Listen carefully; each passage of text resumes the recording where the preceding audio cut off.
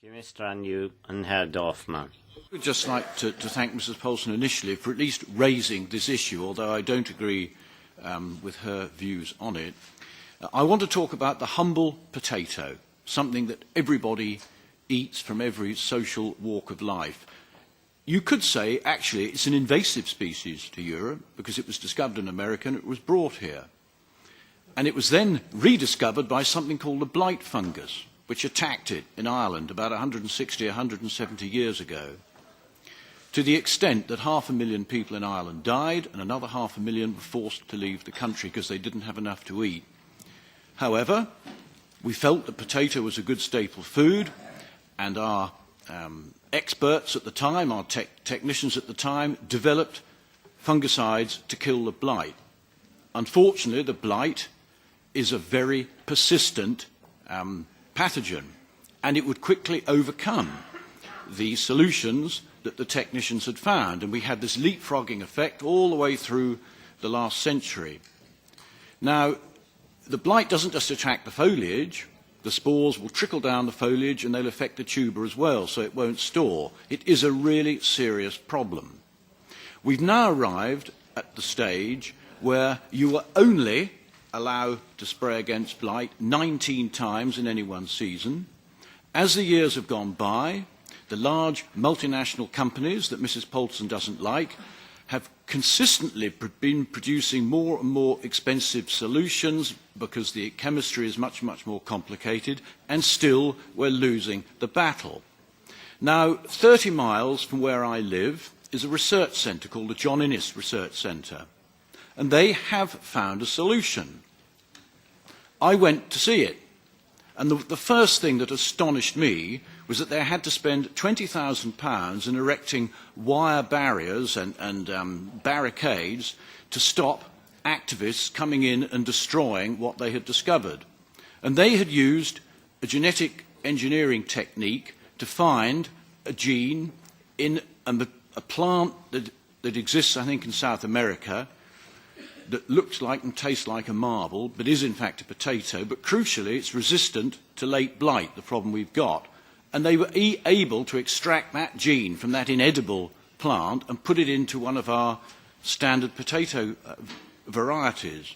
Now, you would have thought that this should have been applauded, and it would have solved a problem for Mrs. Paulson, because the multinational companies that had been making all this money selling blight sprays would suddenly find they didn't have a market. But the European Union is absolutely dead against genetic engineering. They will not allow it, despite the fact it is producing solutions.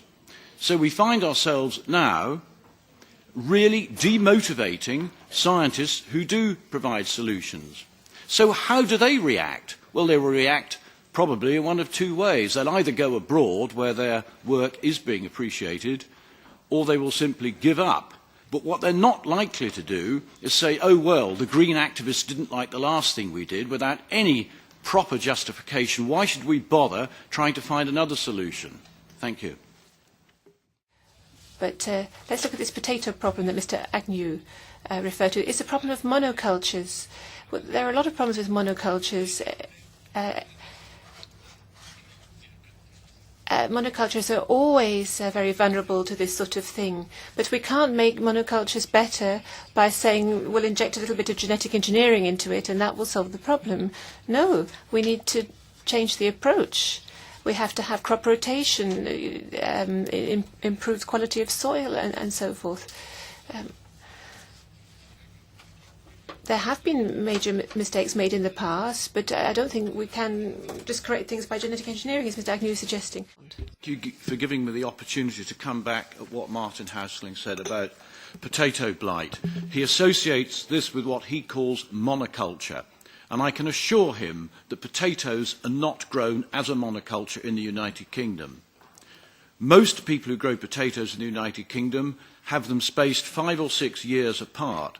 And they do that not because of potato blight, they do that because of something called root eelworm. This is a disease in the soil which will disappear over a 5-year period. If you risk growing potatoes more frequently than that, you will get root eelworm. So there is no monoculture of potatoes in the United Kingdom. But blight Blight is caused by weather conditions. When the relative humidity and the temperature simultaneously exceed a certain threshold for, I think it's either 24 or 48 hours, the blight spores will really, really multiply. Now, these summers, these warm, wet summers, we were told could never ever happen again because of global warming. We were going to get hot, dry summers, so potato blight should be something of the past. So always round, the Green lobby are talking utter nonsense about potato blight. Thank you.